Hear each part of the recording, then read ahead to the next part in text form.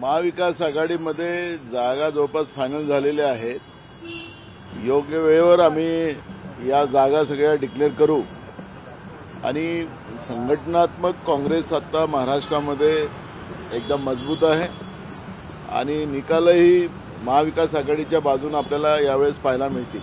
भाजपनेच घेतलेला सर्वे जो आहे त्यांच्या सर्वेमध्ये 40 जागा महाविकास आघाडीला दाखवल्या जातात आहे. त्यामुळे स्वाभाविक आहे, मोदीजी प्रचारक आहेत, प्रधानमंत्री कमी, त्याच्यामुळे ते महाराष्ट्रामध्ये प्रचाराला येतात.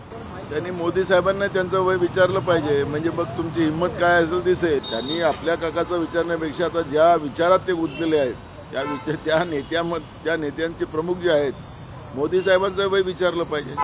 आमचे धर्मगुरू जे असतात शंकराचार्य, त्यांनी जे मत मांडलेलं आहे, आखरी धर्माचं रक्षण करणं, धर्माचा प्रचार करणं हा खऱ्या अर्थानं आमच्या धर्मगुरूचा असतो, कुठल्या पक्षाच्या नेत्याचा नसतो.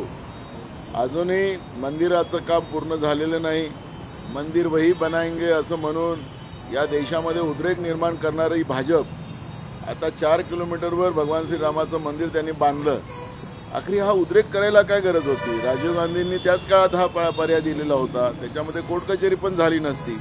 पण भाजपला भगवान श्रीरामाला राजकारणात आणायचं होतं हे त्याच्यातून स्पष्ट झालेलं होतं आणि आता भगवान श्रीराम यांना धडा शिकवल्याशिवाय राहणार नाही अशी परिस्थिती आज देशामध्ये निर्माण झाली. की ज्या धर्मातले जे कोणी राजकीय नेते जे आमच्या पक्षामध्ये असतील त्यांना त्यांच्या धर्माचं काम करायला कोणाला विरोध कुठे केलेला आहे.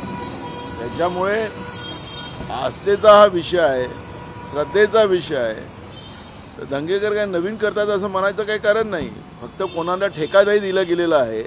आता भाजपलाच ठेका दिलेला आहे असं भाजपचे नेते बोलतात आहेत, वरिष्ठ नेते बोलतात आहेत. राम आमचाच आहे असं म्हणतात आहेत. आता हे किती मोठा घमंड या लोकांना झालेला आहे, गर्व किती मोठा झालेला आहे त्याच्यातून सिद्ध होतं.